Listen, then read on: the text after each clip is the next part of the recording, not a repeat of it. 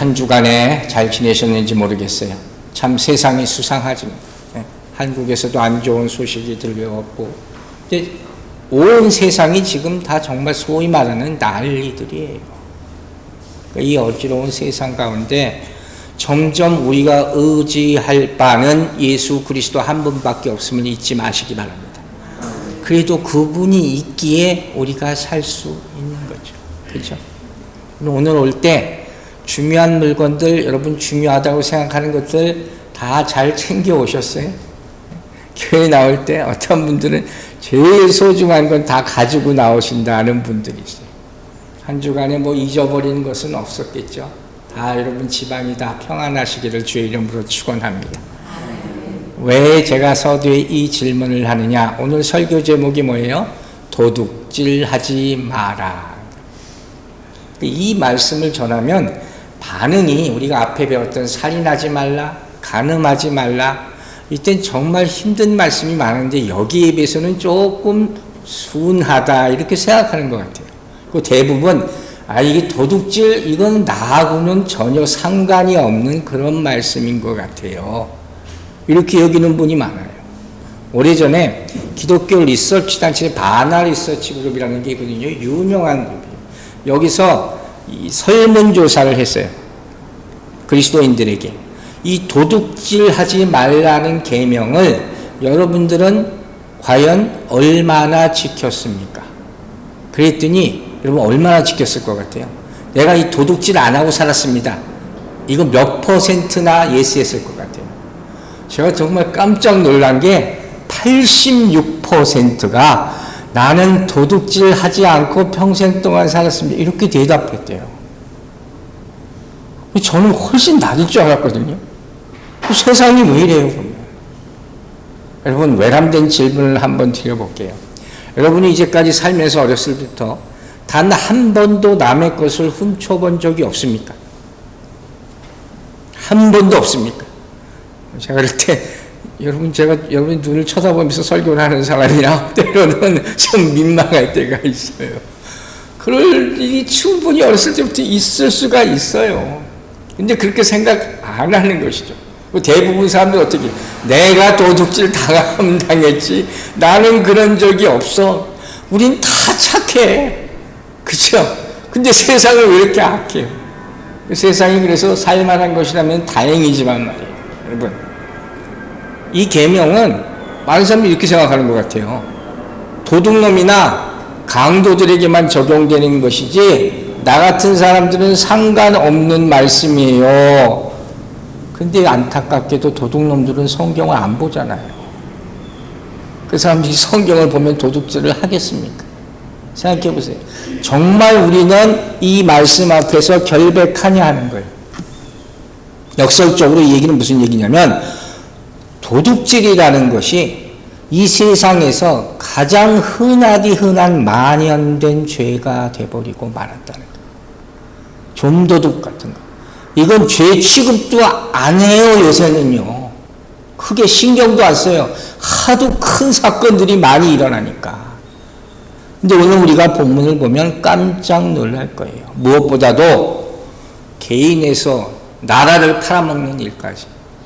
이 도둑질이 얼마나 다양하게 많은지 그걸 깨닫고 우리 모두가 회개하게 되기를 주의 이름으로 축원합니다. 자, 먼저 배경부터 제가 생각해 보려고 해요. 도대체 남의 것을 스틸하는 거죠. 라비죠. 훔치는 것. 이거 언제부터 시작됐을 것 같아요? 이 도둑질하는 것 도대체 언제부터 시작됐을까요? 상상이 안 가세요? 창세기에 나와요. 창세기 3장 6절부터 봅니다. 6절 보세요. 여자가 그 나무를 본즉 먹음직도 하고 보암직도 하고 지혜롭게 할 만한 탐스럽기도 한 나무인지라 여자가 그 열매를 따먹고 자기와 함께 있는 그 남편에게도 주매 그도 먹은지라. 먹음직, 보암직, 탐스러운 것 이거 다 뭐예요? 다 욕망이죠. 최초의 도둑질이 어디 에덴 동산 안에서 이거 하나님의 거잖아요. 하나님의 것을 왜 허락도 안 받고 지들이 넙죽 먹어요. 이게 정말 무서운 거예요. 여러분 왜 훔쳐요? 탐심이라는 게 있기 때문에. 탐심과 필요가 우리 앵자이티라는 거, 니드라는 게 있잖아요. 이게 부딪힌단 말이에요. 이게 갈등하는 거예요. 만족과 불만족이 갈등하는 게 항상 그런 거예요. 그때 누가 이겨요? 탐심이 이긴다는 거예요. 여러분, 없어서 도둑질 안 해요. 없는 사람이, 가난한 사람이 다 도둑이 되는 게 아니잖아요. 있음에도 불구하고 더 많이 얻기를 원하는 것이죠. 그럼 조금 더 들어가 보세요. 왜 이런 일이 생길까? 바로 물질을 우상으로 섬기기 때문이에요. 그 마음이, 그게 최고라고 생각하기 때문이에요. 우리가 배웠죠? 골로새서 3장 5절 보세요. 그러므로 땅에 있는 지체를 죽이라. 곧 음란과 부정과 사욕과 악한 정욕과 탐심이니 뭐예요? 탐심은 뭐예요? 우상숭배니라. 지난주에도 이 말씀 나눴어요. 그 탐심이 우상이 돼서 자꾸 뭔가를 내가 가져와 있어야지 내 마음이 평안하게 느껴진다, 이런 거예요. 여기서 조금 더 깊이 들어가면 왜 도적질 하겠습니까? 바로 하나님이 우리에게 주시는 것에 만족하지 못하고 내가 내 힘으로 끄고안고 가져가야 되는 것으로만 만족하는 거예요. 이게 문제인 거예요. 그런데 바울 사도가 갈라디아서에서 이렇게 얘기해요. 6장 24절이죠. 그리스도 예수의 사람들은 육체와 함께 어떻게 했어요? 그 정욕과 탐심을 십자가에 못 박았느니라. 믿으시면 아멘 하세요. 여러분, 이거 정말 중요하죠. 우리가 맨날 실패하는 거, 그렇게 죽어라 하는데 못 죽는 거, 십자가에 못 박으시기 바랍니다. 지금 이 순간 못 박으세요. 우리의 정욕과 탐욕, 그리고 십자가를 바라보고 다른 것으로 말미암아가 아니라 오로지 성령으로 충만하게 되기를 주의 이름으로 축원합니다. 그러지 않으면 방법이 없어요. 이건 정말 태초 때부터 있던 거란 말이에요. 성령의 역사가 없으면 이걸 지울 수가 없다 하는 거예요. 자, 그렇다면 이제부터 본격적으로 얘기를 할 거예요. 이 도둑질하지 말라는 말씀은 과연 어떤 의미냐? 가장 기본적인 것은 이건 무슨 소리냐면 각자에게 하나님께서 사유재산을 인정했다는 거예요. 각자 하나님께서 여러분에게 나눠주신 물질이 있어요, 없어요? 있어요. 이걸 성경에서 달란트의 비유 하나만 제가 읽을게요. 자, 보세요. 마태복음 25장 14, 15절 보세요.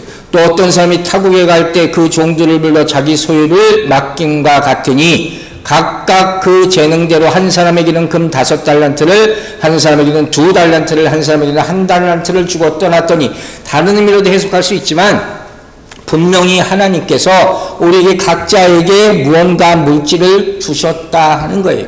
각각에 다 소유권이 있다는 거예요. 자, 여러분, 말도 안 되는 질문을 제가 할게요. 무엇이 내 거고 무엇이 내 것이 아닌지 여러분 알죠? 내 거가 뭔지 알 거 아니에요. 그거 꽉 붙잡고 있는 거 아니에요. 근데 모르는 사람들이 세상에 있어요, 없어요? 뭐가 내 건지 모르는 사람이 내 거 아닌 건지 모르는 사람이 있어요, 없어요? 있단 말이에요. 그 사람들은 뭐라고 그래요? 도둑놈이라고 그러는 거예요. 근데 정말 도둑질하는 사람만 내게 남게 뭔지 모를까요? 여러분, 사업을 하는 사람도 죄송한 얘기지만 내 거 남고 없어요. 다 내 거가 되고 싶어 하는 것이지. 근데 더 웃기는 게 뭔지 아세요? 내게 남고 모르는 그 출발이 어디서부터 시작되는지 아세요? 애기들 보세요. 어린애들을 다 내 거예요. 다 달라 그러잖아요. 다 잡으려 그러잖아요. 다 달라 그러고 울잖아요. 그러니까 다른 것을 가지고 싶어하는 이 탐심이라는 게 뿌리가 얼마나 깊으냐. 나는 아니라고 부인할 수가 없는 거예요. 로마서 7장 7절 보면 바울이 아주 좋은 비유를 들었어요. 그런지 우리가 무슨 말 하리요? 율법이 죄냐? 그럴 수 없느니라. 그 다음에 그랬어요. 율법을 만미암지 않고는 내가 죄를 알지 못하였으니. 율법이 죄를 깨닫게 하는 문학선생님 구실을 하는 거죠. 그 다음에 그랬어요. 곧 율법이 탐내지 말라 하지 아니하였더라면 내가 탐심을 알지 못하였느니라. 그렇죠? 내가 탐심이 있는지도 몰랐다. 근데 하나님께서 율법을 주셔서 비로소 알게 됐다는 거예요. 그러니까 우리는 여기서 두 가지를 깨닫는 거예요. 탐심이 내 만족함보다 더 항상 컸어요. 게다가 탐심은 율법보다 먼저 자리 잡고 있었다는 거예요. 십계명을 주기 전부터 이 탐심이라는 데만 깊숙이 자리 잡고 있었다는 거예요. 그 하나님이 계속 강조하시는 거예요. 우리의 소유가 아닌 것을 가지려 해서는 안 된다는 거예요. 왜? 다툼이 생기기 때문이에요. 나만 그런 게 아니잖아요. 다른 사람도 탐심이 있을 거 아니에요. 서로 가지려면 다툼이 생긴다니까요. 근데 문제는 세상에 살면서 이게 쉽게 없어지겠냐는 거예요. 서로 가만히 있냐고요. 안 그렇잖아요. 왜 그래요? 만족을 못하니까. 이게 우리의 문제예요. 적게 가진 사람은 더 많이 가지려고 기를 쓰고 사는 거고, 많이 가진 사람은 가만히 있나 적게 가진 사람 것까지 뺏어가면서 사는 거고. 그러니까 이게 부비가 생기는 거예요. 근데 이걸 시장이고 이걸 경제라고 이걸 민주주의라고 자본주의라고까지 얘기를 한단 말이에요. 그리고 끝도 없는 싸움이 계속될 수밖에 없는 것이죠. 근데 분명히 하나님이 이것을 금하셨어요. 그리고 출애굽기 22장을 보면 사유재산을 보호하는 제도에 대해서 굉장히 디테일하게 쭉 써놓은 것을 볼 수가 있어요. 하지 말라 하지 말라 하지 말라 하는 거예요. 그리고 또 한 가지, 성경을 보면 아주 흥미로운 구절이 하나 나오는데 우리가 이미 배운 사도행전이에요. 자, 사도행전 4장 보세요. 32절, 34절. 믿는 무리가 한 마음과 한 뜻이 되어 모든 물건을 서로 통용하고 자기 재물을 조금이라도 자기 것이라 하는 이가 없더라. 그 중에 가난한 사람이 없으니 이는 밭과 집 있는 자는 팔아 그 판 것의 값을 가져다가 다 나눠줬다는 얘기죠. 어떤 사람은 부자들이 제일 싫어하는 구절이래요. 여러분 하나 제가 여쭤볼게요. 이 말씀은 그럼 뭐예요? 사유재산이 우리에게 없다는 거예요? 다 공산주의 사회를 만들라는 얘기예요? 공산주의를 주장하는 사람이 이 성경에서 이 구절을 보고 아 이게 맞다 이게 이상주의다 생각했다는 거 아니에요? 그렇지 않다는 거예요. 그럼 말씀을 잘 보세요. 초대교회 사람들이 한 마음과 한 뜻이 돼서 물건을 서로 통용하고 모든 것을 자기 것이라고 하지 않고 또 놀랍게도 가난한 사람이 없다고 분명히 나와 있잖아요. 이렇게 한 것은 다 서로 똑같이 벌써 똑같이 쓰자는 얘기가 아니라 이건 율법에서 한 것이 아니라 뭐 자기 마음에 내켜서 한 거예요. 이게 첫째예요. 율법에서 지키라고 했으니까 억지로 복받기 위해서 한 것이 아니라 벌받지 않으려고 한 것이 아니라 자유롭게 한 것이에요. 그리고 두 번째 어떻게 해서 했어요? 자기의 소유가 있는데 자기의 소유를 처분해서 한 거예요. 이게 어떻게 가능할까요, 여러분? 여러분 이게 어떻게 가능할까요? 이걸 다 못하면 우린 못해요. 그래서 초대교회 같이 못 산다는 거예요. 어떻게 가능했을까? 공동체 의식이라는 게 있었다는 거예요. 이 공동체 의식이 뭐예요? 서로 사랑하라예요. 심플하죠. 서로 사랑하라. 왜 서로 사랑합니까? 그 근본 의식이 뭡니까? 다 하나님 것이니까. 믿으시면 아멘 하세요. 하나님으로부터 온 것이니까. 달란트 비유 봤잖아요. 주인이 맡겼잖아요. 처음부터 내 것이 아니라니까요. 그러니까 이 10계명 중에 8계명과 사도행전 4장의 말씀은 일맥상통하는 것으로서 지금 무슨 얘기예요? 8계명은 남의 것을 훔치지 말라. 여기서 그치는 것이 아니라 서로 나눠주고 서로 도우라. 여기까지 연결되는 말씀이라는 거예요. 이거 제가 얘기하는 거 아니에요. 자, 에베소 4장 28절 보세요. 도둑질하는 자는 다시 도둑질하지 말고 그 다음에 뭐라고 했어요? 돌이켜 가난한 자에게 구제할 수 있도록 자기 손으로 수고하여 선한 일을 하라. 분명히 얘기했죠. 도둑질하지 마. 여기까지 구약이에요. 근데 신약으로 가니까 선한 일을 하라. 여기까지 가야 되는 거예요. 여러분 생각을 해보세요. 선한 일을 하고 나눠주는 사람이 도둑질을 하겠습니까? 당연한 얘기를 하는 거예요. 제가 한 가지 권면할게요. 여러분 이렇게 하시는 분도 있을 줄 아는데 특히 여자분들 가계부 쓰는 분들은 수입을 쓰고 지출을 쓸 거 아니에요. 거기에 한 난을 더 해보세요. 그게 바로 나눔이에요. 그리스도인이 가져야 할 가계. 수입과 지출과 나눔. 그 교회의 재정에는 항상 구제와 선교는요 당연히 들어가는 거예요. 교회 예산 짤 때 그건 당연히 맨데이터리로 들어가는 거예요. 그리고 필요한 것에 가장 먼저 쓰는 것. 왜? 하나님의 것이기 때문에. 그렇죠?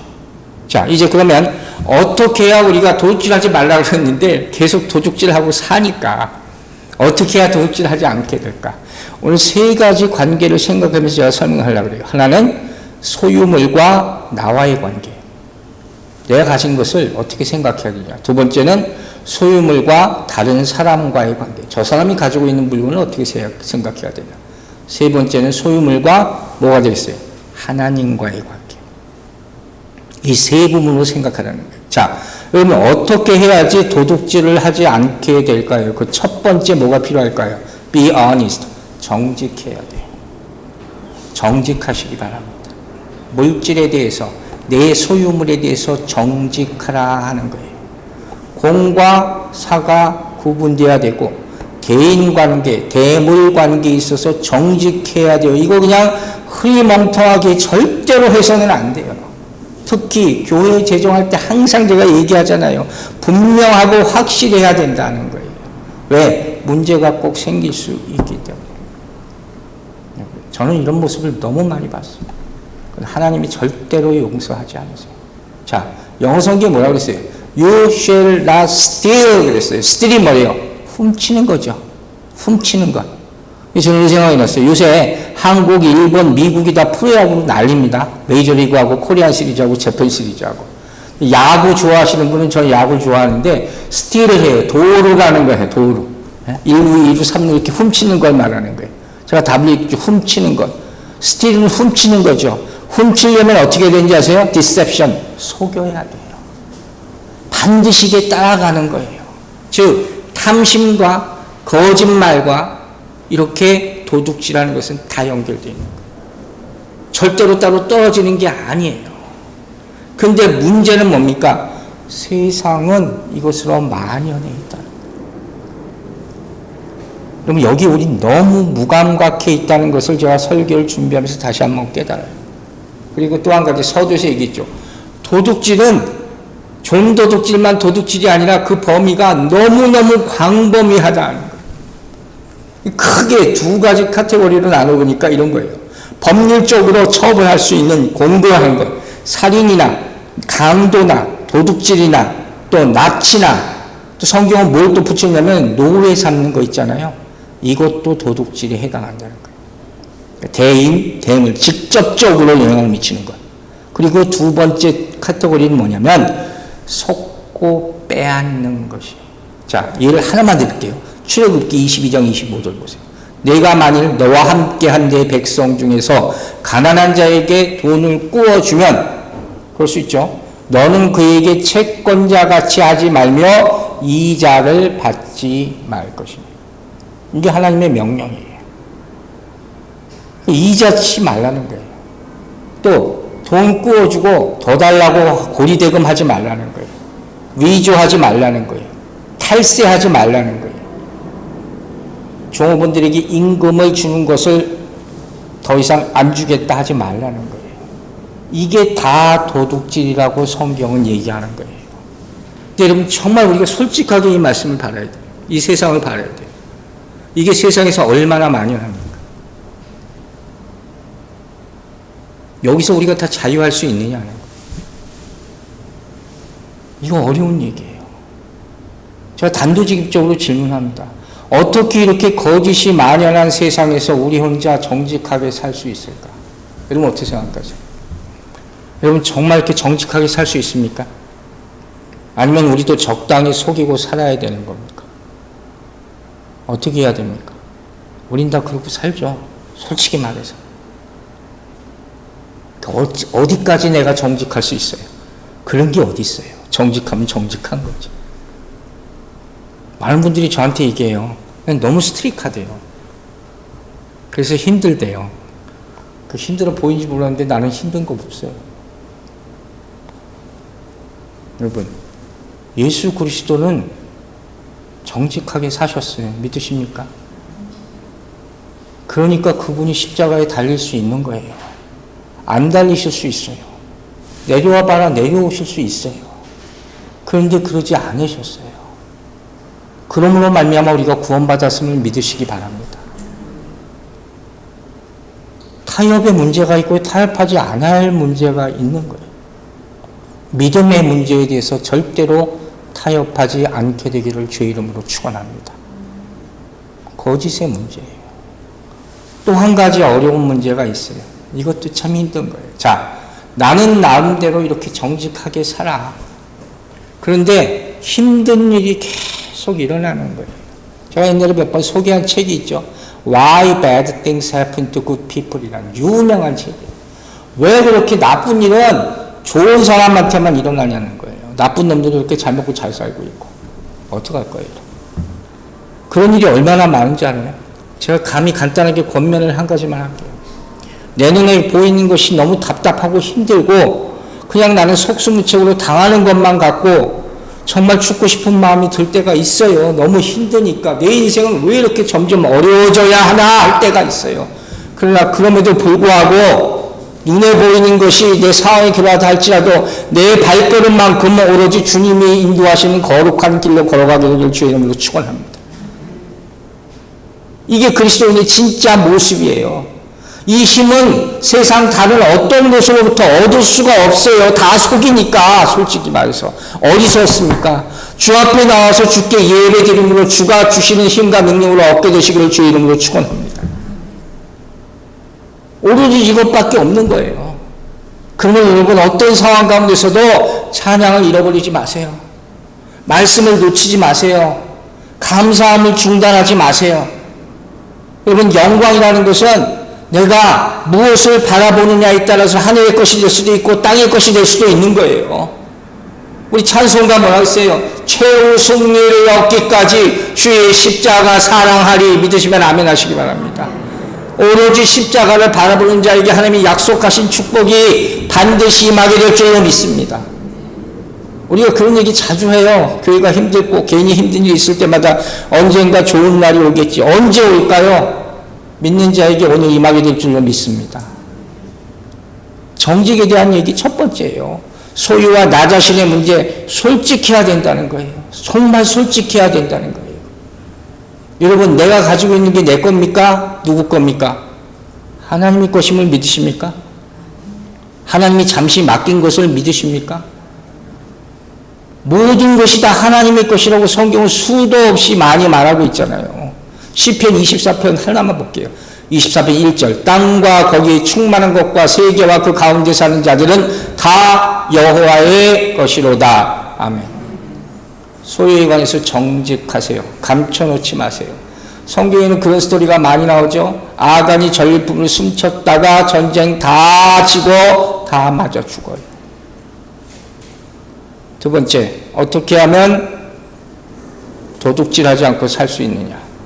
남의 재산에 대해서 나에게 책임이 있을 수 있다는 것을 꼭 알고 있으라 하는 거예요. 자, 무슨 소리냐? 출애굽기 22장 7절 보세요.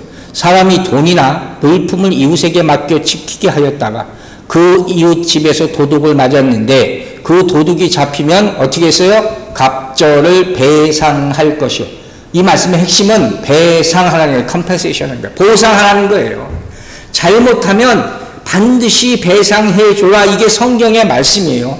모른 척하지 말라는 거예요. 이게 긍정적인 얘기란 말이에요. 즉 우리가 미처까지 배웠듯이 죽이지 말고 어떻게 해요? 살리라.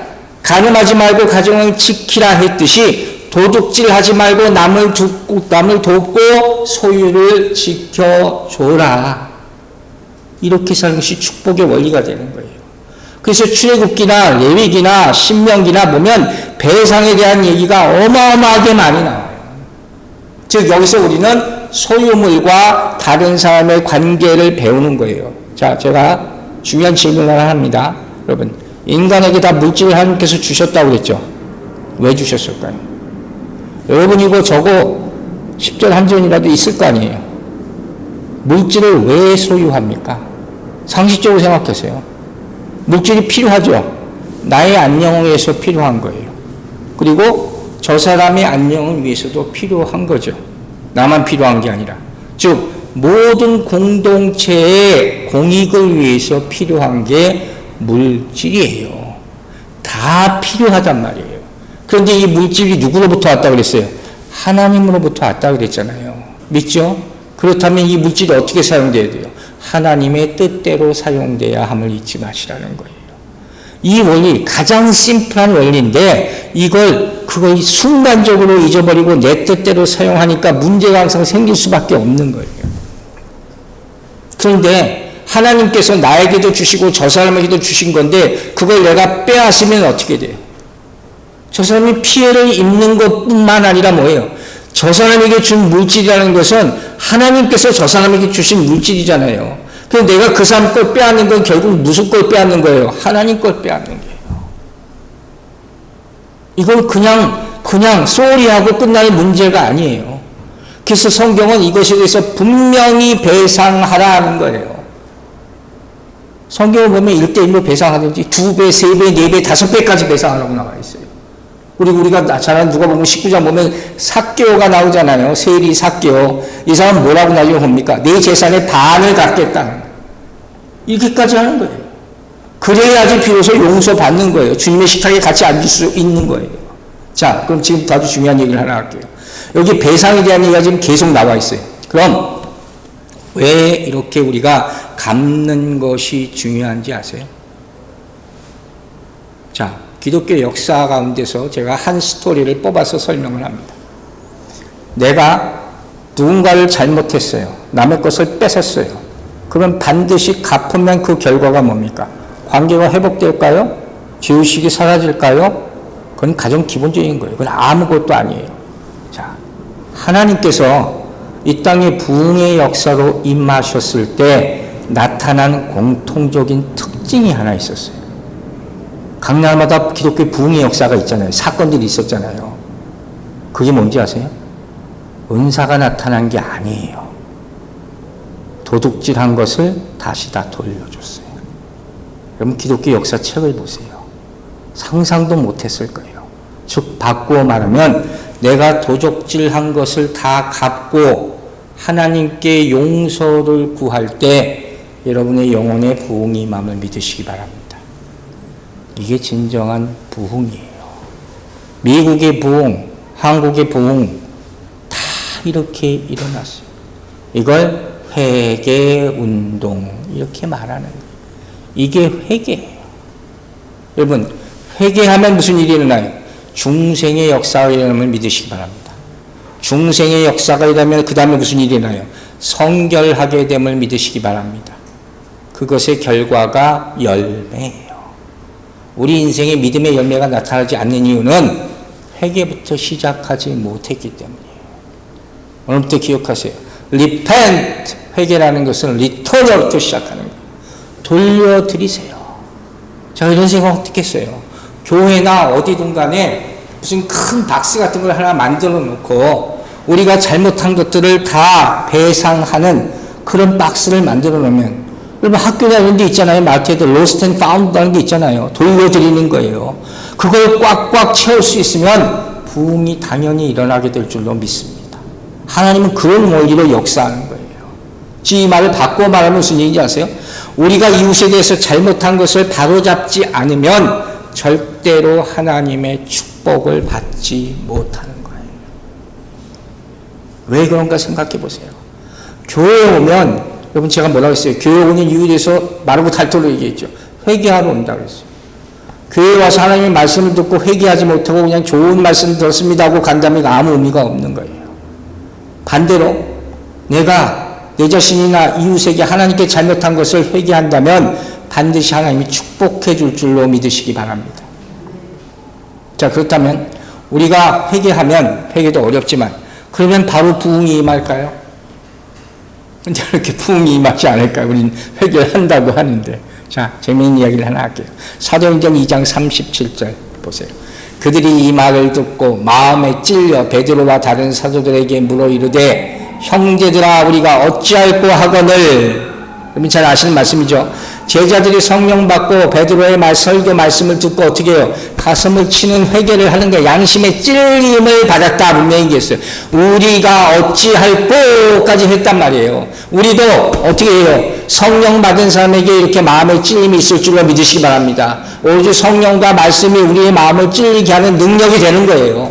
그런데 그리고 가만히 있으면 어떻게 돼요? 마음의 찔림은 다 받을 수 있어요. 그 다음에 아무것도 일어나지 않으면 어떻게 되냔 말이에요. 그럼 뭘 해야 돼요, 여러분? 이걸 알아야 돼요. 마음의 찔림을 순간순간 받을 수가 있어요. 말씀의 검이니까. 그럼 그것에 그치지 않고 그 다음에 뭘 했냐? 정말 중요한 인생 말씀이 그 다음에 나와요. 자, 로마서 1장 14절 15절 봅니다. 헬라인이나 야만이나 지혜 있는 자나 어리석은 자에게 다 뭐예요? 내가 빚진 자라. I'm a debtor. 사도 바울이 얘기하는 거예요. 바울이 무슨 빚을 졌어요? 복음의 빚을 졌어요. 바울이 사람들이 얼마나 핍박합니까? 똑같은 얘기잖아요. 이웃을 핍박한 거, 죽이기까지 한 거, 그죠? 그래서 나는 그 빚을 졌다는 거예요. 그 다음에 보세요. 15절 뭐라 그랬냐? 그러므로 나는 할 수 있는 대로 로마에 있는 너희에게도 복음 전하기를 원하노라. 아시겠어요? 내가 그렇게 핍박했으니 나도 핍박해 주십시오. 이렇게 얘기하지 않고 어떻게 해요? 나는 복음 전하는 것으로 그 빚을 갚겠다. 여러분, 우리는 다 핍박자예요. 어떻게 할 거예요, 이거? 복음 전하세요. 이게 빚 갚는 유일한 방법임을 잊지 마시기 바랍니다. 여러분, 회개하면 영적 부흥이 옵니다. 믿으시면 아멘 하세요. 전도하면 주님이 여러분 마음의 중심에 오십니다. 믿으시면 아멘 하시기 바랍니다. 세상에서 도둑질하지 말고 복음으로 갚게 되기를 주의 이름으로 축원합니다. 자, 어떻게 하면 된다고? 첫 번째, 도둑질하지 않기 위해서는 속이지 말고 정직하고, 두 번째, 이웃의 것을 훔치지 말라고 그랬어요. 세 번째, 가장 중요한 말씀이 남아있어요. 그게 뭐냐? 하나님의 것을 도적질하지 말라는 거예요. 이 말은 대놓고 얘기하는 거예요. 우리 중에 하나님의 것을 훔친 사람이 있다. 감히? 여러분, 하나님의 것을 훔친 거 있어요, 없어요? 잘 생각해 보세요. 하나님의 것을 훔친 게 있을까, 없을까? 성경이 얘기하잖아요. 그게 말라기 말씀이에요. 자, 말라기 말씀. 말라기 3장 8절 보세요. 사람이 어찌 하나님 것을 도둑질하겠나이까? 그러나 너희는 나의 것을 도둑질하고도 말하기를 우리가 어떻게 주의 것을 도둑질하였나이까 하는도다. 이는 곧 11조와 봉헌물이니라. 답까지 얘기해 주셨어요. 여러분, 본문에 초점을 맞춰서 설명하고 마칠게요. 무엇을 훔쳤다고 그랬어요? 11조와 봉헌물. 오늘 11조에 대해서 얘기하지 않을 거예요. 다음에 우리 교회에 대해서 10개만 끝나면 교회에 대해서 하나하나 제가 설명을 하려고 그러는데 그때 얘기할 것 중에 하나예요. 자, 11조가 뭔지 아시죠? 타이드, 10의 1조. 어떤 사람은 정말 그런 사람 없겠지만 11조라 그래서 11 뭐 어쩌고 얘기가 10의 하나예요. 10개 반 그 가운데 하나라는 얘기예요. 자, 10분의 1이죠. 레위기 27장 30절.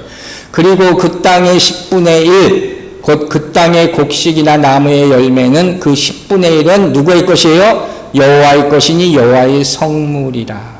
간단하게 얘기할게요. 여러분, 수익의 10분의 1이 이걸 왜 바쳐요? 일종의 성전 세금으로 바치는 거예요. 성전을 서포트하기 위해서, 성전에서 일하는 레위인의 삶을 돕기 위해서 바치는 것이라고 생각하시면 돼요. 가장 간단한 설명이에요. 그건 당시의 의무예요. 율법으로 정해 놓은 거기 때문에 반드시 지켜야겠는데 이게 벌써 망가졌다는 거예요. 그 핵심이 누군지 아세요? 이건 말라기는요, 제사장들에게 얘기한 책이에요. 제사장들이 타락했다고 2장 1절부터 하나님이 얘기하시는 거예요. 엉망이 됐다는 거예요.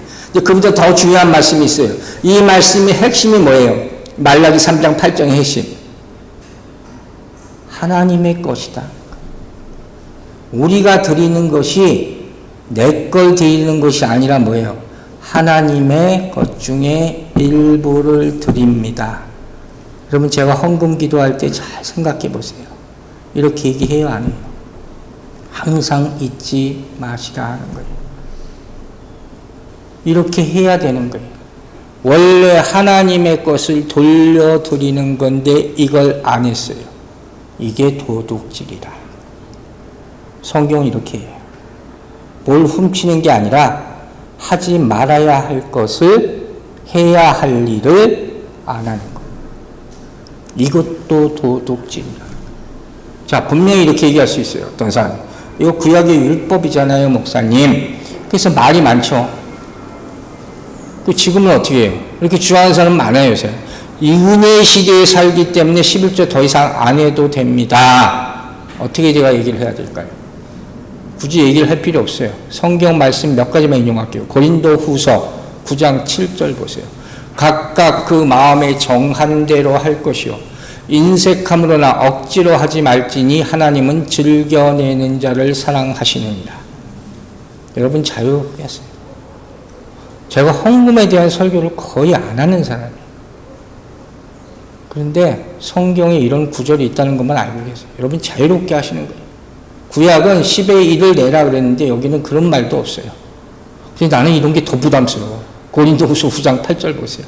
하나님이 능히 모든 은혜를 너희에게 넘치게 하시나니 이는 너희로 모든 일에 항상 모든 것이 넉넉하여 모든 착한 일을 넘치게 하려 하심이라. 어떻게 하라는 거예요? 은혜 받은 대로 하라는 거예요. 은혜 받은 대로 하라는 거예요. 여러분 은혜 받았습니까? 그러면 더 정확하게 좁혀서 말씀드릴게요. 그 은혜가 어떤 은혜예요? 십자가의 은혜죠. 예수 그리스도께서 나를 위해서 대신 죽으신 그 은혜 받은 대로예요. 고린도전서 6장 20절에 분명히 나와 있어요. 값으로 산 것이 되었으니 그런즉 너희 몸으로 하나님께 영광을 돌리라. 믿으시면 아멘 하시기 바랍니다. 얼마를 드려야 돼요? 여러분이 결정하세요. 즉 십자가의 은혜를 여러분이 얼마나 그 가치를 생각하고 있냐, 거기에 맞춰서 드리면 되는 거예요.